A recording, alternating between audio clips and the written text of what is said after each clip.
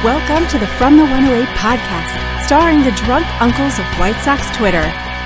He's a Twitter like whore, an Instagram thirst trap, and your grandma's guilty pleasure, Beef Loaf. A West Coast attitude in a decidedly Midwest body, My Sock Summer. And your host, he's sharing obscure music thoughts to give you time to hit the bathroom, Terezi E.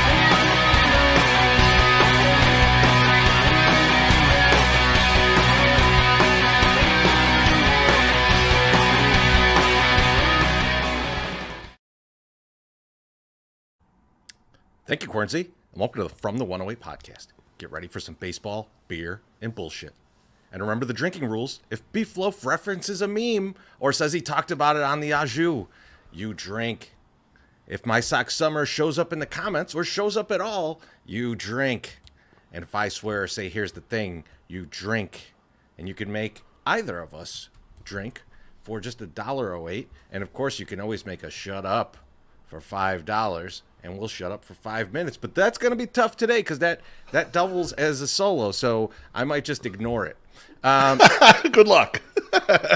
Beef, I do have a question for you, though, man. What are you Yes, drinking? sir. Oh, man. You know what? I shouldn't have thrown the can out. I have a couple of back here extras. I'm drinking a little Miller High Life. It feels like a little Friday style beer to have, right? It's 4 o'clock in the afternoon. What's 4:15. What's going on? Does it feel like that? This is afternoon beer, right? This is afternoon beer, you know? So it's funny. So there was, I don't know if you saw, I think it was somewhere in Europe. They smashed a bunch of High Life because it says champagne of beers on there. Yeah. And there was like the champagne police, which was a real thing. Did this, and I jokingly told my buddy, I was like, yeah, that's the name of my Sting Liberace cover band. But because that happened, like we're at work and me and my one buddy are like, it's like 3 in the afternoon or something, and we're like, you know what we should do? There's a couple High Life in that fridge. We should have some High Life in support of our friends over there. Like Absolutely, yeah. There's got no all question. this shit smashed, man. I don't Will Thresh wants to know, is MSS in the scrum with Han? He says, are those Brooks Boyer connections paying off? I don't think so. I kind of doubt it. Do you want a Han sound clip? I could give it to you. Oh, guys, don't worry about anything. Everything's fine, and it's I'm gonna fire someone else and make it their problem. Pretty much. That's pretty much it. And another comment here says, keep drinking High Life until they win a fucking game. I mean, we can't continue. We probably will this weekend mostly. We'll take a few hours off to sleep and stuff, but maybe we'll do it. We'll see. If I have to drink that much, I'll drown. I'll drown before the liver gives out. That's right. Yeah, that's correct. How you doing tonight, Beef? You know what? I'm good. I got a couple thoughts here. Number one, I just want to let you know, and the commenters may or may not figure this out, but I just want to let you know that you're a fucking coward for not putting up the thumbnail we talked about before, especially with this title. Okay, I'm not going any further. I'm just calling you a coward. That's it. Okay, we need to start the show off with that. You know what's funny is I searched White Sox. What the fuck is going on? Yeah. And that picture was still the first result.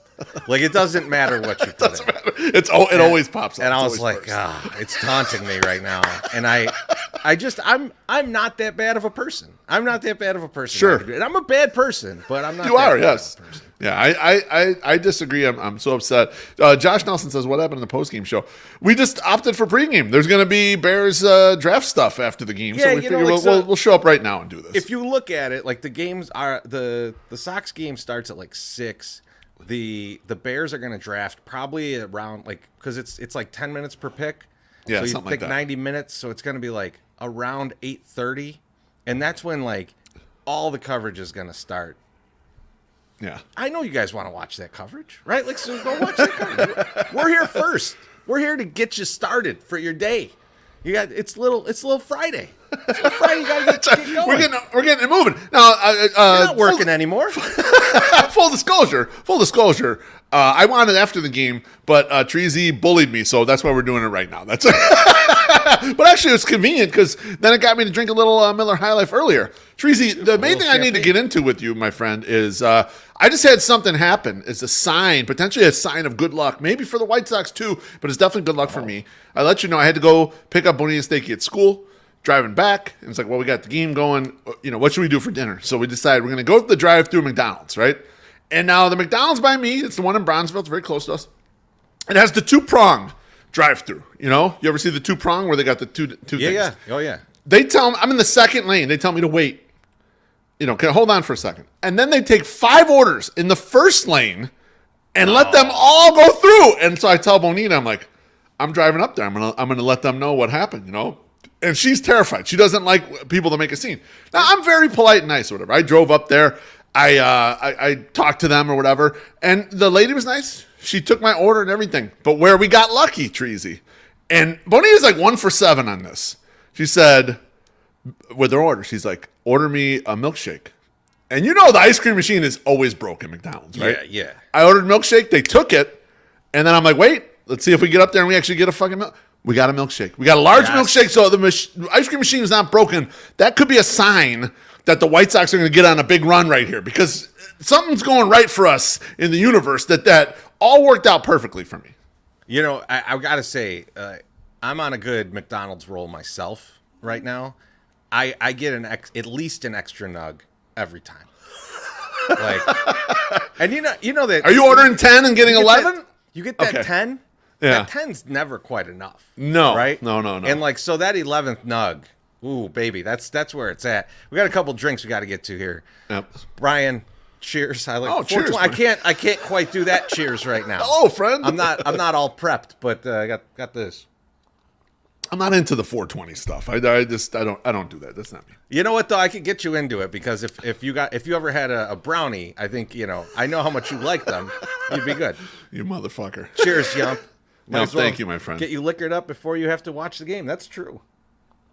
We don't have to watch the game. We're choosing to watch the game. We're one of the 12. Going. We'll be I'll there. be there all weekend. You know what? Josh Nelson poo-pooing my story says confirmed Rays winning 7-0. But Matt says beef shaking things up. I am shaking things up, baby. My milkshake does bring the boys to the yard. You're right, Sockside Pride. That's right. Treasy, what do you got going on with you, my friend? So I'm going to just we'll do a little self-promotion real quick here. Let's do it. I want to bring this up. So we did these koozies. So it's a Wake Me for the Parade koozies with the 108 logo with the bag over its head. I know our guy Zoe did the bag last night, but Beef been doing the bag for years. So like yes. 2015, I had the bag on my head. This is a 108 bit before it was even a 108. But the key thing here is, so go buy this koozie. And I know, Beef, I know that people have some money. Yes, because yesterday you bet the Jays. Right? Or you bet against it? I bet the Sox against the Jays. Sox, yeah, and everybody was telling you what an idiot you are. Yeah. Thanks for the donation. You're burning money. So they were so confident. I know they had money on the Jays. Of now course. They have expendable income. Here's your chance to use it. Buy these koozies, and we're gonna pick 5 people out of the people that buy koozies. So 5 of you will get a gift card from Lawrence's. I believe I forgot what the gift card is. I think he said a half pound of shrimp is what you get out of it, or a pound or something. I forget, but it's a shrimp based card that you're going to get, and 5 people are going to get them. I had a pound of their shrimp today, man. Bro, that's a lunch right there. That's the lunch right there. I'm glad you brought up, Terezi, about all these people razzing me. All the fucking geniuses out there. I hope they're really flush knowing how stupid the beef loaf is. And the audience doesn't even know how much money we've made gambling on stuff in our lives. They would die of a fucking heart attack if I showed them the financials. I'm not gonna, though. I'm not here to brag about it. I just think it's the gravitas, the bravado of how smart they are and how stupid I am. I love that. You know what though? I like when someone is gonna if someone sees your tweet about your bet. Yeah. And they're like, no, if that's a bad bet, they go oppo. I'm good, man. Like you don't even have to show the ticket, baby. Show the ticket. To me, you don't even have to do that. Okay. Just say that's a dumb bet. I think they're gonna win. You're putting it out there. Putting it out there. Well, you know what I hate? It's the 8th inning, and someone's like, what a stupid bet, you idiot. It's like, Oops. yeah. All that shit. All right. I love it. I don't care about any of that. I love it. I absolutely love Oops it. is usually in good jest, but like when it's like, you're a fucking moron, it's like, well, these things are pretty much 50-50 coins. That's right. But Beef, I will say, I have been trying to keep myself from betting on White Sox home runs though, because like I always just like want to have like some player to ride. Yeah, of course. And it's something like, fun. Yeah. You ground ball hitting motherfuckers. I can't even do it. I can't. Yeah, the two games in Toronto were so depressing. Like the second two games, I didn't watch game one, and game three I didn't watch, but I had up in the Gamecast at work, and it was just like every inning they were out before I could even look and see what the hell was going on. They had one rally, and it was a fifth inning that Romy Gonzalez hit for himself, and you know how that turns out. I was talking to my boss. He's like, "What's going on with the Sox? What's going on here?" And I said, "Well, it's pretty simple. Their batters only hit ground balls, and their pitchers only give up home runs. Yeah. So it's not good. If the infield were filled with crocodiles and the defenders had to run around, the ground ball strategy could work better, I think. But we don't have that reality. We're not in there. It's not going to work, If the new shift rules were everybody's got to stand in one place, you can't move, all next to each other, and it's got to be along one of the lines because no one's pulling the ball. But yeah, I mean, like it's been depressing. But it's not depressing, Beef. What's not depressing? Mazda. Listening to My Sock Summer do an ad read, even though he's not here. Baseball is back, and what could be better than showing up to Lot B than behind the wheel of an all-new Mazda CX-50 from Mazda of Orland Park? The 2023 Mazda CX-50 is here. An instigator of curiosity, the 2023 Mazda CX-50 starts below $27,000 and features a panoramic moonroof and a towing capacity of 3,500 pounds. It combines all the best features of your favorite Mazdas with the new innovation, sleek design, and a tremendous capability. As the weather warms up, so do the road trips. And if you have kids, you gotta keep them entertained. With the onboard Wi-Fi, you can share your adventures with friends and family, access weather forecasts, or stream your favorite content. Want to know more? Head on over to www.mazdaofrolandpark.com and browse their online inventory. Right now, there are over 120 new and Mazda-certified used vehicles for sale. And while you're there, you can also request more information about specific vehicles, value your trade, or inquire about financing. Whether you're from the Chicagoland area, Northwest Indiana, or Southeast Wisconsin, they would love to have you visit and test drive a Mazda today. Mazda of Orland Park, home of the Zoom Zoom Nation. 8910 West 159th Street, Orland Park, 708-444-3200. Zoom Zoom. All right. Beautiful. Beef. It's time for some White Sox talk. Hey, before we hit the White Sox talk, let's hit this one drink. White Sox Dom. He says, "Cheers," and cheers. Yeah, that's a tough comment. I'm gonna skip that one. Maybe we'll talk about that later. We'll see. Thank you, though. I will say I want to pour one out for Jerry Springer, man.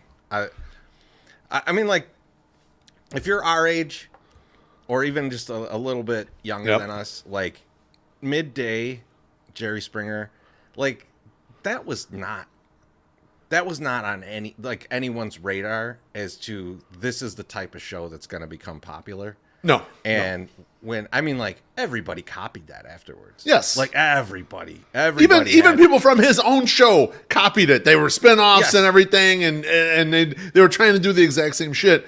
There's only one. He's the pioneer, baby. He's the man, Jerry. I mean, you look at some of our former mayors, and you wish that they would go into this line of work. Cincinnati's lucky to have had a mayor willing to do that. But yeah, it is time for some White Sox talk. And Beef, let's talk about a blog I wrote. Ooh, I like it. I wrote about Rick Hahn because we were doing the playback the other night. I stopped in for the playback, as I've been doing. You only get like 15 minutes of me now because I'm so expensive is the problem. But we were in there and we were talking about Kenny Williams' comments, and everybody's like, yeah, it's the same old kind of thing, same this and that. And I just had a little bit of a different take on it. I just kind of felt like I haven't seen Kenny Williams Like he showed up like last year for like 2 seconds to be like, by the way, in 2 years I'm retiring. I hate the way that baseball is handling their management teams and like the lack of diversity, and he's tired of fighting that fight. He's like, okay, that's. And I was like, oh man, I like what I'm hearing, Kenny. I retire this year though. That would be good. That's right. But now he shows up again. And it seems like he only shows up at the worst times, right? Where Jerry needs him to go do something. Yeah. Jerry needs him to He's do damage some control. of the dirty work. Mm-hmm. Right, yeah. I mean, like, I put it in the blog that I wrote. Go check out the blog. I wrote a blog, not Beef. Go check out the blog on FromThe108.com. First, check out Gas Money Bob's Bears draft preview because it is incredible. Right on the money, Gas Money But Bob. then check out my blog about will Rick Hahn get fired? It's not should. I think a lot of people can make that case. It's an easy case to make at this point, but it's will he? Because I think that's the question, and people are kind of like you see the responses to like people who. I put out the tweet like, hey, I just wrote this blog, and people are like, no. I'm like, you did not read the blog. Thank you for the comment, because like I wanted to see like what people thought. But I think Kenny Williams coming in, as he did in the Drake LaRoche situation. Yep. Like why was he in the Drake LaRoche situation? Right? Like you've got your manager who should be handling this. You've got your general manager who if we're rising up the ranks, should be handling this. Yep. And then you've got Kenny, who's like above everybody in this situation, has to come down and tell some guy not to bring his kid to work. Like that's another, that's an example of like Kenny comes in for like the worst things. Like the absolute, no one wants to do this. Kenny's going to go take care of this. And this feels like that. To me, it feels like that. So I don't know, Beef, you read the blog. You guys talked about it on the playback. What were your thoughts on if they will actually fire Rick Hahn? It was interesting. I like the way you connected it, because you're right. Only when Kenny only comes out there when it's something very delicate or very important or something. Like, remember, he was heavily involved in the Jose Abreu signing way back in the day, even though Hahn was already the GM for that. He was heavily involved in the Luis Robert chase. So and that some of that has to do with his scouting background, but some of it just has to do with the level of importance that something is. Rick's allowed to do what he's allowed to do, but at some point, Jerry trusts Kenny or needs Kenny or leans on Kenny in these situations, and that he's required to be there. I did find it interesting because you have a new manager, so there's nothing there. Like, you're not really. I would be shocked if they said, "Oh, take a hike, Pedro Gonfal," during the first third of the season. That would be insanity. Grandpa Simpson him. He just walks in and out. Like, that would be insane. Like, who's doing that? Even if you thought he's doing a bad job, unless he gets caught doing something illicit, I think his job is pretty safe in the short term. So you're right. It was weird to see him come out, but in the blog, you do point out, like, people will say, "Here's all the reasons why Rick Hahn should be fired." And I did the au jus with Nick Schaefer 2 weeks ago, and he laid out reasons going back all the way, and stuff some of you don't even think about on a regular basis, like how terrible it was, like the Jeff Samardzija trade. Like, we went up and down that trade, and it's like, this is horrendous. You know which one he brought up that I was like, oh my God, yes, the Blake Rutherford trade. Oh yeah, they traded a bunch of guys for Blake Rutherford. Yes, and guys that were doing well and doing better than a Tony Watson, who went for O'Neal Cruz. And it's like, I didn't even put those pieces together. And Nick has to have like the board, like he's investigating a murder in his house of like all the Rick Hahn has done wrong things, But yeah, that one popped out to me, Beef. Yeah, absolutely. I mean, he went through the history, and it was like a lot of these little ones you don't remember. Like, that one's a little one because you don't remember it, because because the guys you sent you don't think of as high trade profile. But Tommy Kahnle was young and pitching tremendously, and then David Robertson was a closer, like a good closer at the time. There was nothing wrong with him per se, and it was just like you just gave them a bunch of stuff.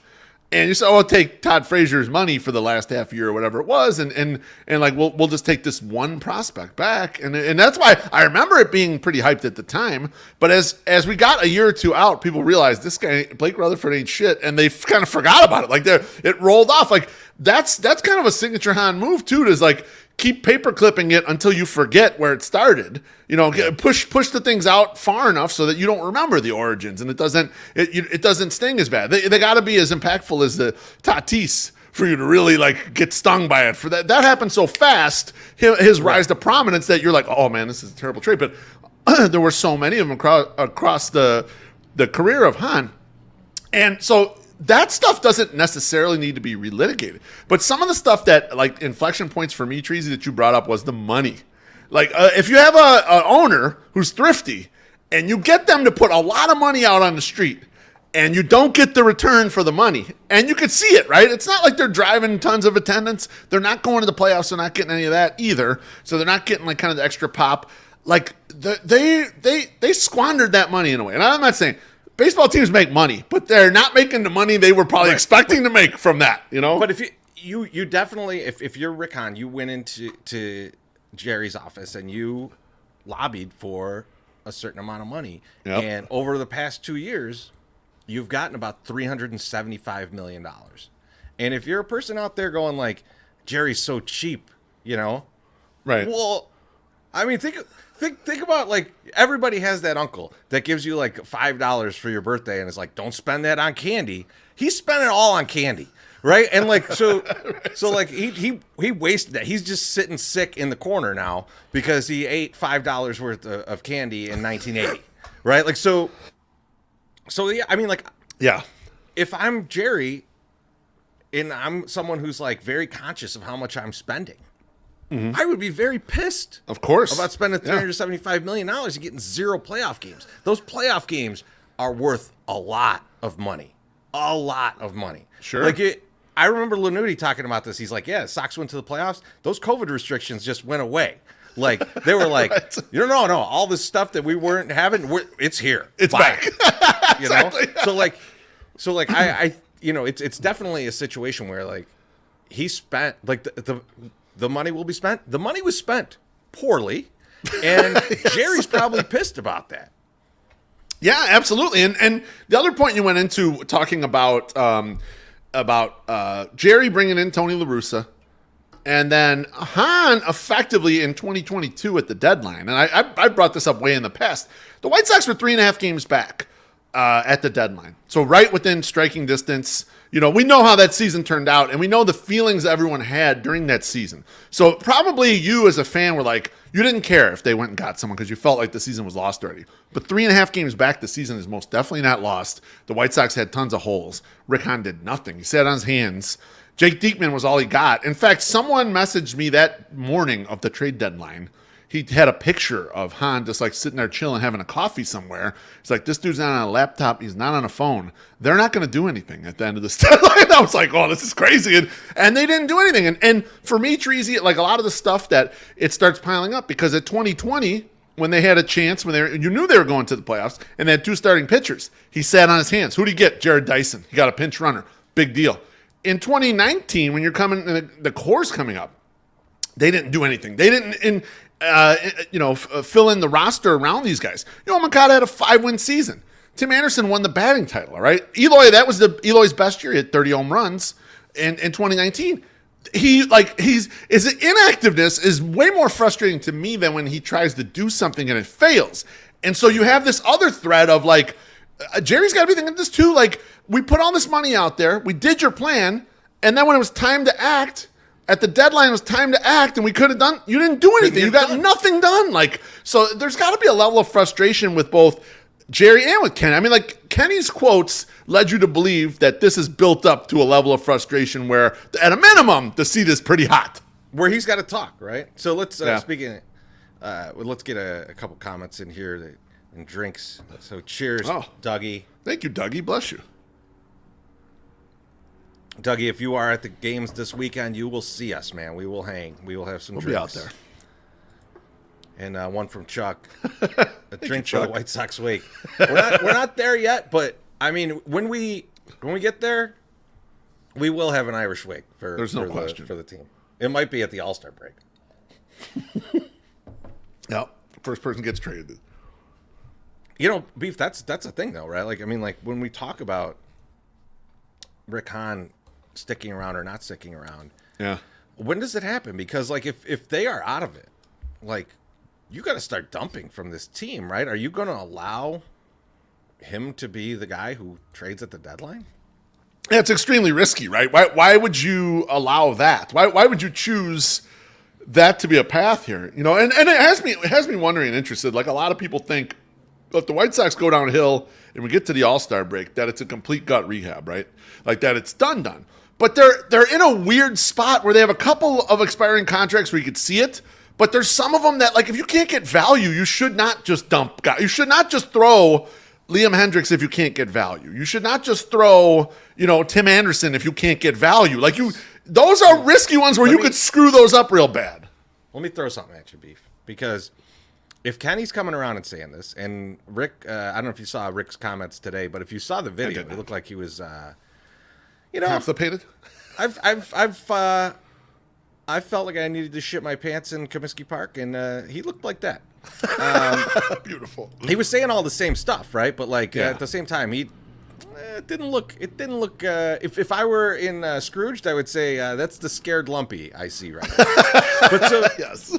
But let's say we this is what's happening, and they get rid of Rick Hahn, and Kenny Williams is still in that seat, right, as the president of baseball operations, and either he goes into as the acting GM or they put someone else in that place, but he's still very much involved, overseeing it. Yeah. Kenny Williams was never a rebuild guy. Kenny Williams was always a retool guy. Mm-hmm. So could you see them firing him, extending certain players, and saying we're building from this, and we're going to go into free agency, we're going to drop, there's some salary that's going to go away, and we're going to use that salary to fill in the blanks with kind of some middling guys, and we're going to see what happens. We're going to roll the dice. Do you think that is 2024 if that happens? I mean, maybe, because that's how the Sox were in the 2000s. Like, when we were starting to get to the point where we were realizing not all these guys were coming through, and even heading into this season, Treasy, I told you, this looks like a mid-2000s White Sox team where you've got some decent players, some star power in here. It's not a full roster, and every year you got to go out and fill in the spots around there, and that's what Kenny Williams did. In some years, it didn't work. You have like a 2007 or whatever where it absolutely does not work, and then you get some goofy combination of players in 2008, you win a division. Like, he was always like churning those parts of the roster. I don't know if has the acumen at this point to do that, to pull those tricks off, because Hahn sure as hell has not. Hahn has not picked up that mantle, and he was bad at it kind of all the way. The only year where they were okay at it was 2021, and I'm reticent to say a couple of Tony guys, right? Jake Lamb came in here for a little bit, and they got the miracle from Yerman Mercedes. But they did pick up solid guys like Brian Goodwin, who played well for a while, right? He hit righties and did sort of the things you needed them to do. They were bad at it, though, every single other year under Hahn. They just couldn't pick those guys up. Well, if you think about it, right? You think about like the Kenny Williams regime, right? And like, I think all of us would agree that 2005 they struck gold, right? Like, I mean, like that team is not a World Series team most other years, right? The 06 team was better. Talent-wise, talent for talent, the 06 team better. Beef. 2021 was Hahn's striking gold. Like that's his gold year. That's everything working. Like if his whole plan came together, it's what you had in 2021. Yeah. That's the plan, firing on every cylinder. That's terrifying. That's sad. I was going to say that's sad that we sat through all that losing. If that was like the best result, the absolute best result. All right. I don't know. Do you have more on this? Because I feel like we could belabor this point a long time. The last point I have on this, Treasy, and then we can close this out, is with regards to Hahn specifically. At some point, doesn't he get ashamed? Doesn't he get ashamed that this is all not working for him? Like that so many mistakes have been made? Like, I know, we all know people who are in powerful positions and they get ashamed if they don't do well, right? There's a level of like, you have pride in your work. Is there do you think he's near that point? You think part of it is that?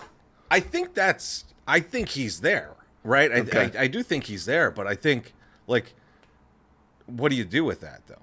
Do you Right. You can quit, or you can just there's a lot of ways you could handle that situation, right? There could be the idea of like, you know what, I've done a bad job and I'm going to quit.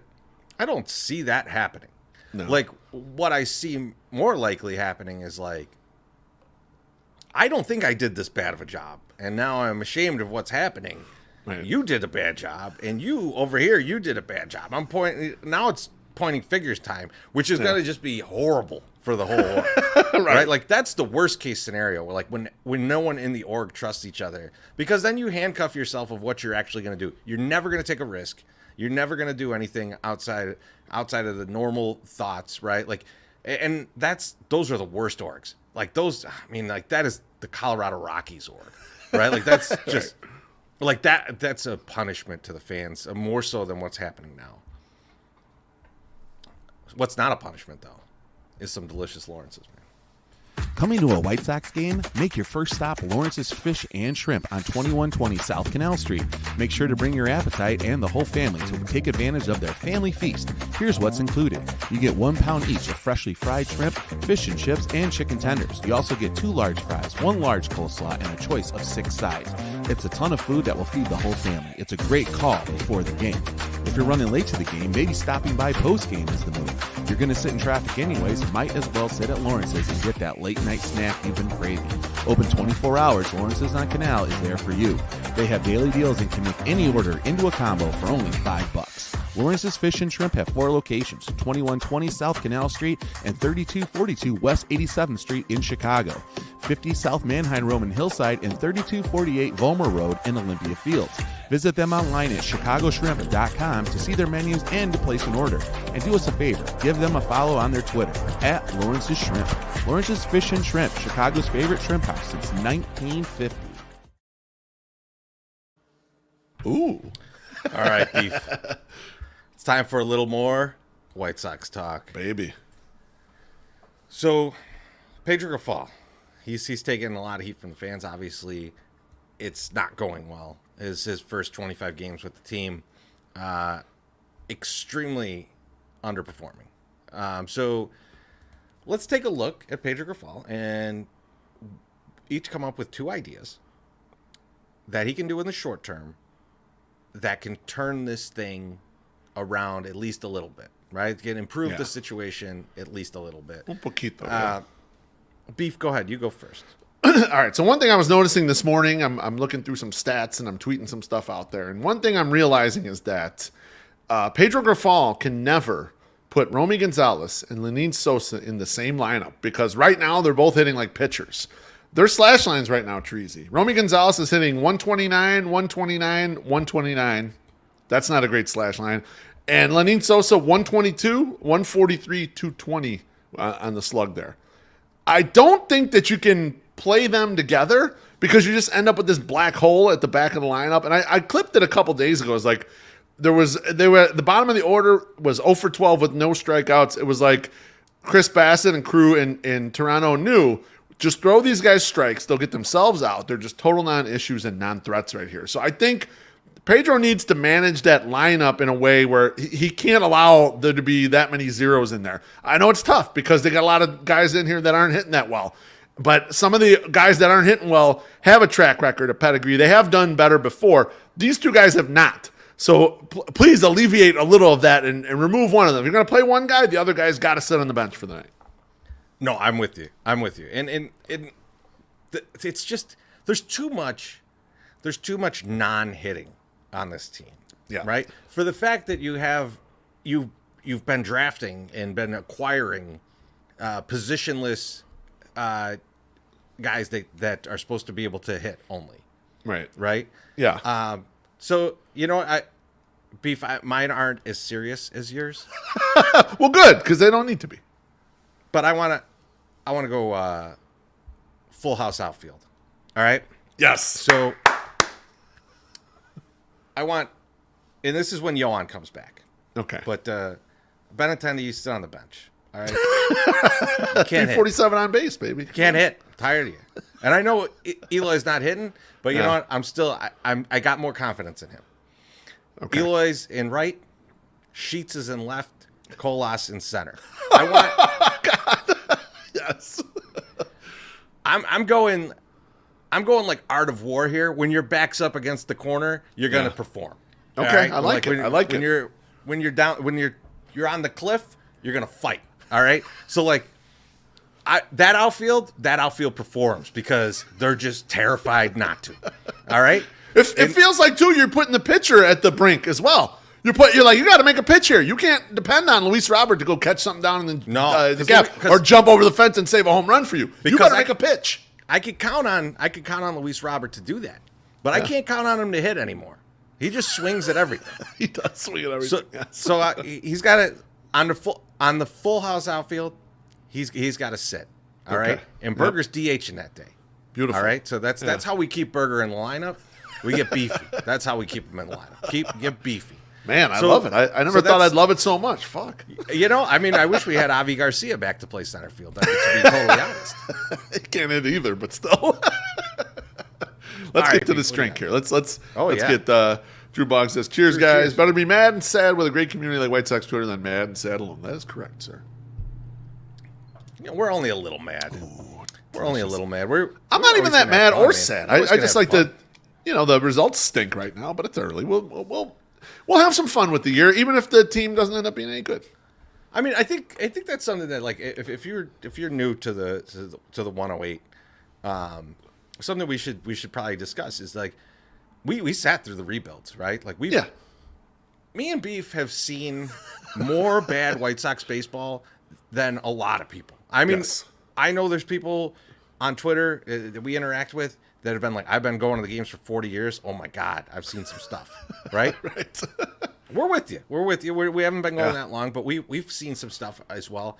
And like, you just switched the context of the season, right? Like, you know, it's not going anywhere. Just each game is an individual entertainment event for you. You're there with your friends. You're watching a game you love, and you root for your team to win that day, right? Like, that's the shift. I don't want to make that shift 25 fucking games into the season.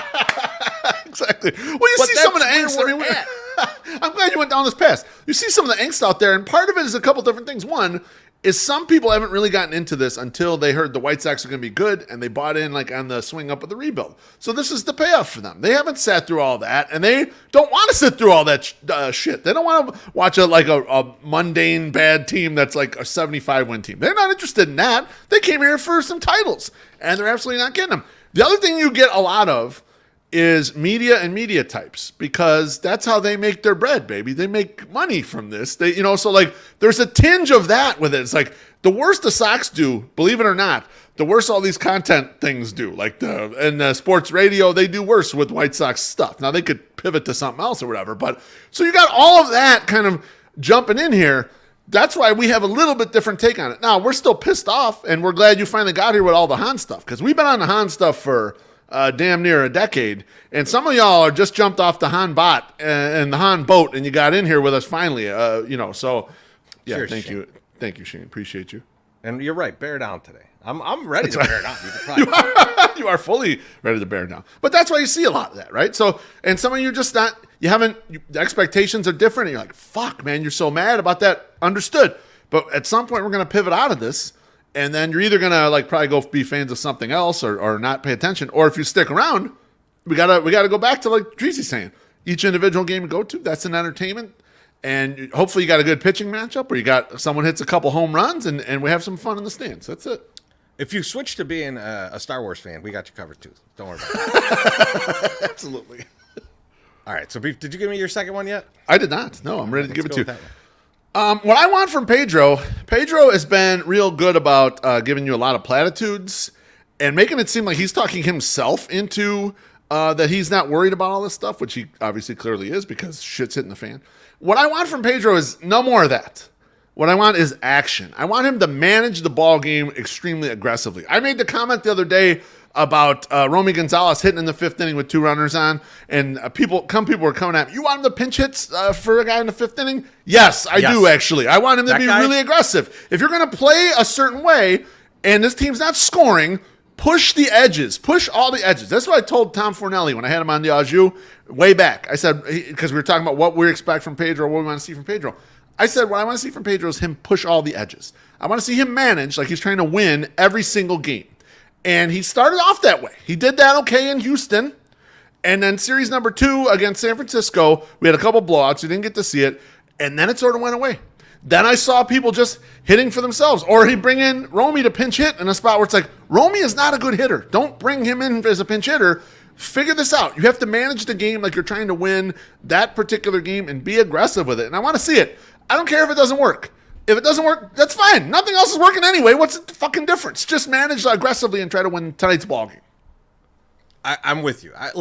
You got to start doing crazy stuff. You got to just be, you got to be out there with what you're doing, because what's happening right now is not working.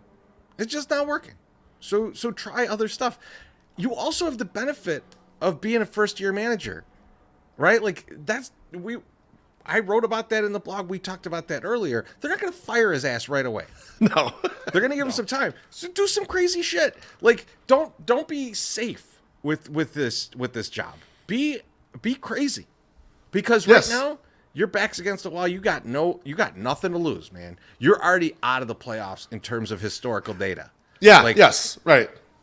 You've been snuffed out here. So what's the difference? I like this comment from Grimtal. He says, when's he going to bench someone? Show some balls. He goes, bench Robert for someone with a 098 OPS. Send a message. What's funny about that is I'm not a big send the message guy. I'm not a big bench a guy. However, the other night, Tuesday night, with those fly balls in right field with the Eloy thing, that would have been a spot where Pedro Grifol could have put Luis Roberts' ass on the bench because of the way he played. He played in a very selfish manner. Someone could have gotten hurt, and it looked like it was clearly his fault. Sit his ass down for the final 3 innings of that game, or 4 innings or whatever it was, and send a message that way. It's like, you could have hurt somebody, all right? Stop just thinking about you and get your act together. Are there 2 more likely guys to get hurt than those 2? Right, exactly. It's like 2 porcelain dolls almost smashing into each other.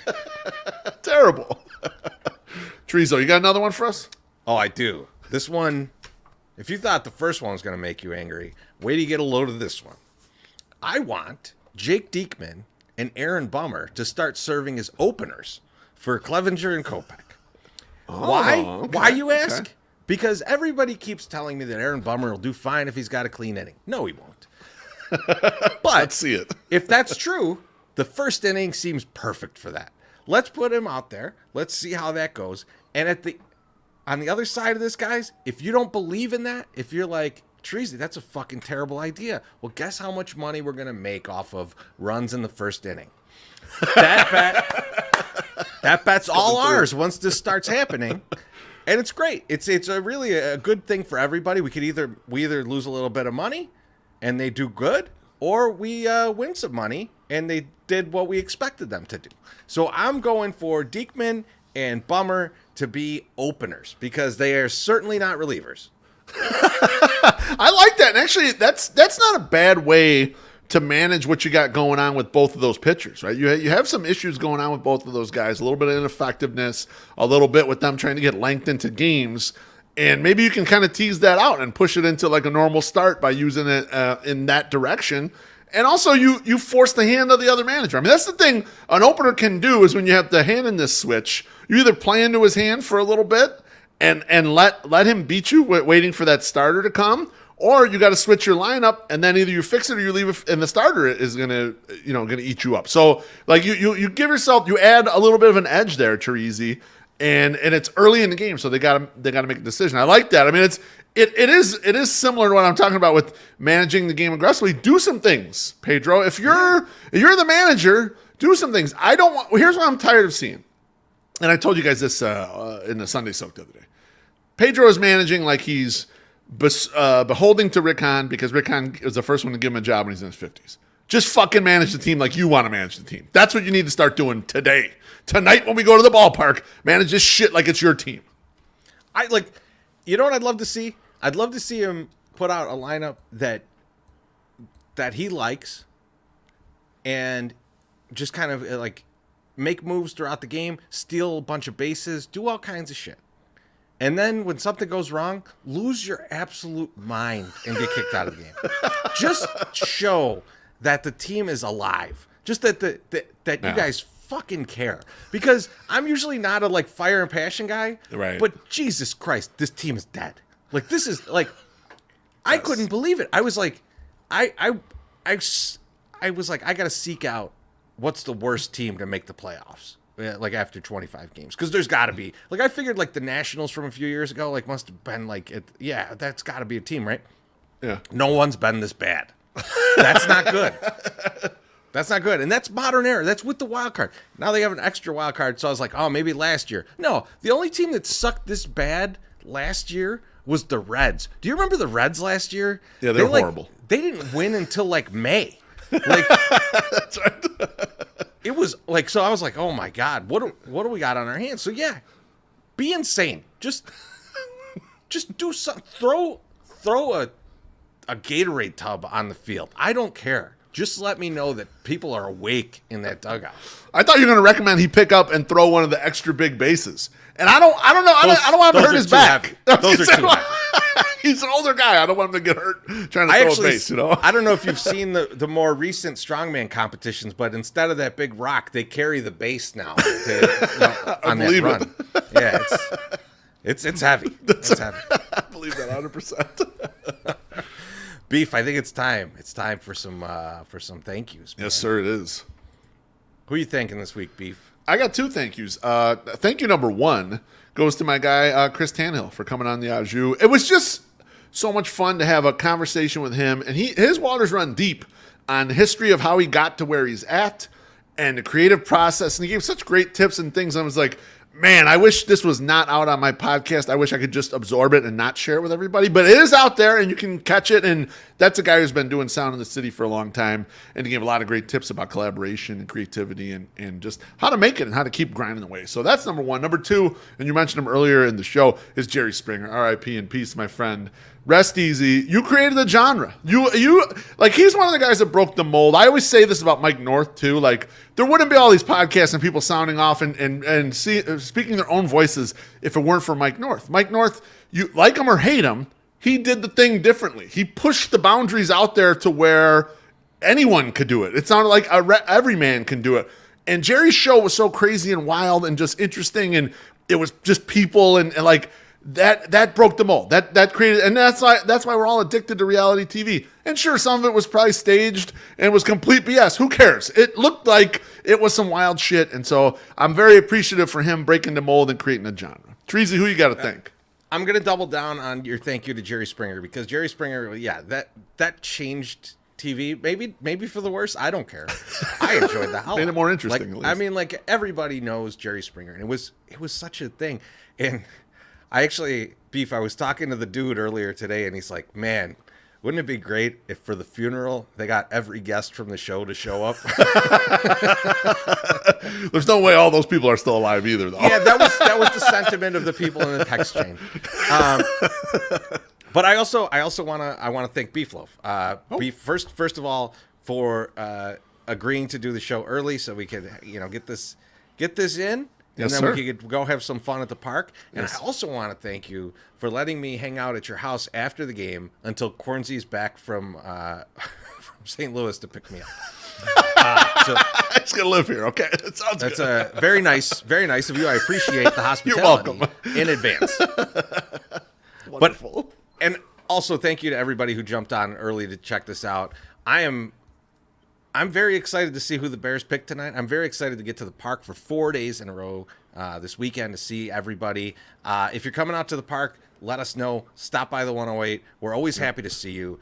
And we will be out there all weekend, and then Sunday soak on Sunday. So get ready. We need for good that. questions, okay? Yeah, get your questions. Get your questions in, Really goddammit. get the Ask Me Anything vibe of this, man. Just think of anything that you would ever want to know from us, no matter what, and then also buy a koozie. That's right. All right, thanks everyone. We'll talk to you soon.